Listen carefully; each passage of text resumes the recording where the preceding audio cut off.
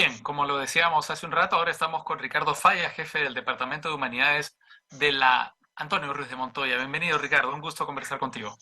Nuevamente, gracias Raúl, con gusto para conversar. ¿Qué tiene que decir la filosofía del momento que nos está tocando vivir a los peruanos? Oh, Dios mío, es una pregunta grande. Lo que pasa es que yo creo que hay que tener como varios umbrales de análisis frente a lo que estamos viviendo, ¿no? Hay un primer análisis que lo ejercen los analistas políticos, los periodistas políticos, que es un análisis coyuntural. Yo creo que es fundamental e importante realizarlo día a día, ¿no? Luego que hay un segundo nivel de análisis, que son los que realizan, digamos, los especialistas ya en ciencia política o en historia política, ¿no? O de estudios sociales, ¿no? Que también hacen un nivel de análisis importante para entender procesos, digamos, sincrónicos y diacrónicos. Pero hay un tercer nivel de análisis, pienso yo, que es un análisis que tiene que ver con la perplejidad, ¿no? Ujú. Con aquello que está superando todas nuestras categorías, porque eso es lo que en un texto he publicado hace unas semanas, justamente que ese es un evento, lo que estamos viviendo el 2022-23, es un evento que está escapando gran parte de las categorías, los conceptos con los cuales nosotros nos habíamos habituado a entender el Perú. O sea, es una crisis política, pero no solamente es política, es una confrontación cultural, pero no solamente es una confrontación cultural, hay un elemento económico, sistémico también detrás de todo esto,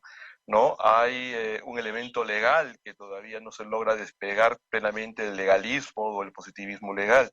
Entonces encontramos que es una situación multidiversa, o sea, una situación poliédrica que es política, es económica, es social, es jurídica, es antropológica, ¿no? Entonces, y es al mismo tiempo todas y ninguna. Entonces, ¿qué Ujú. ocurre entonces en esa situación? Está escapando justamente de nuestros marcos de comprensión habitual. Yo creo que eso nos obliga a partir de la perplejidad y el asombro, a reelaborar muchas de las categorías con las cuales nos hayamos habituado a estudiar la historia o los procesos peruanos en los últimos 80 o 90 años. Se ha repetido mucho la palabra barbarie. Yo mismo lo he usado ahora en alguna de las entrevistas que he tenido a lo largo de este programa. ¿Es una palabra que podríamos emplear para tratar de comprender lo que está ocurriendo o es una palabra superficial, poco atinada? Qué buena pregunta, te la agradezco.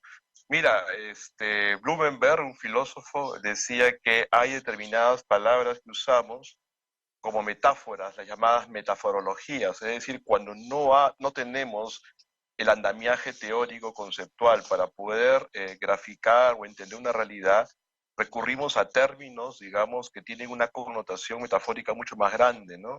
Como barbarie, ¿no es cierto? O bestialidad, ¿no? O destrucción, ¿no? O hecatombe, colapso, que son palabras muy fuertes, que tienen una carga connotativa muy poderosa, ¿no? Pero que también son producto de que nosotros mismos no tenemos todavía el andamiaje teórico para poder entender, digamos, esa Ujú. realidad. Entonces yo creo que en la medida que estamos comunicando nuestra perplejidad y nuestro asombro, yo creo que sí son categorías válidas, ¿no? Lo que Mm. pasa es que estoy seguro, como suele pasar en 10 o 15 años, cuando esto se analice, se van a utilizar otros términos, sin duda, ¿no? ¿Se puede aplicar la lógica de la ética de las convicciones y de las responsabilidades al caso que estamos viviendo? Otra pero buena pregunta, gracias Raúl, estás con una excelente pregunta. Bueno, ese es Max Weber, ¿no? Sí. Max Weber nos planteó eso en algún momento hace cerca de un siglo, más de un siglo. Y tiene que ver Max Weber en el contexto de esta formulación, ¿no? Justamente él escribe la conferencia de el político como ciencia, ¿no? La política como ciencia, frente a un grupo de alumnos que están muy entusiasmados por el ascenso de los llamados líderes carismáticos. Ese es un Sí. poco los líderes carismáticos, los que tienen una gran llegada, una gran labia en la población. Y eso es lo que él descubre, es lo que plantea. Entonces, estos políticos carismáticos, decían, trabajan o articulan su discurso a partir de convicciones, ¿no? Y él contrapone justamente a la política como responsabilidad.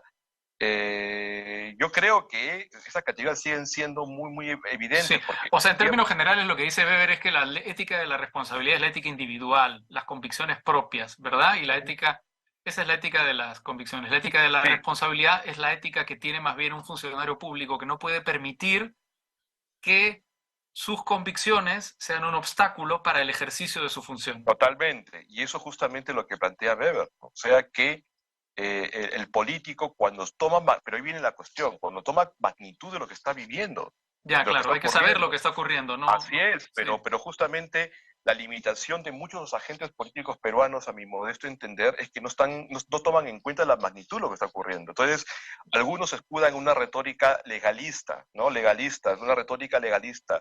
Otros caen en una especie de fetichismo de la historia, que también escucho a unos colegas que caen en un fetichismo de la historia. Otros se quedan solamente en la eterna lectura economicista, ¿no? sí, Otros se quedan en la lectura antropológica o antropologista. Entonces, justamente, y no tomamos en cuenta lo que está en juego, digamos, a grosso modo, a menos en mi modesto entender, es la continuidad del Perú en este momento, sí, ¿ya? Entonces, sí, y esto puede ir a una guerra civil. sí. Cuando uno dice, ¿qué cosa es una guerra civil? Digamos, pensémoslo así, No, ¿ya? no, se Veamos dice lo que bien es. fácil, ¿verdad? Se dice No, bien claro, fácil. es una Claro, brutalidad, es la claro, mejor, peor tragedia que una sociedad puede vivir. O sea, claro. las guerras civiles son las peores guerras. Son las peores guerras porque son por motivos culturales, raciales, ideológicos. La guerra civil española fue brutal. La guerra Sí, civil de Yugoslavia fue brutal. La guerra civil de Ruanda fue una tragedia. O sea, cuando uno piensa lo que es una guerra civil, mi madre, mi madre, son millones de personas las que se van, sí, las que se transforman en una diáspora. Y eso, sí. frente a eso podemos ir. No digo que vamos a llegar, pero podemos ir. Pero ahí viene, ¿no? Cómo pensamos la magnitud. Y ahí viene no solamente la responsabilidad del presidente o la presidenta, sino de todos los agentes que tienen algún nivel de decisión. No solamente hablo del gobierno o del Congreso, sino de los sectores de oposición, los sectores sociales, etcétera, etcétera. O sea, queremos ir eso, porque es muy fácil decir que, claro, en la historia hay guerras civiles, ahí está la Revolución Francesa, está la Revolución. Es muy linda ver la historia en un libro, pero otra cosa es vivir ese evento. Mm. Yo Una creo que última, sí, sí, sí, sí, disculpa. una última muy, muy breve, además, por favor.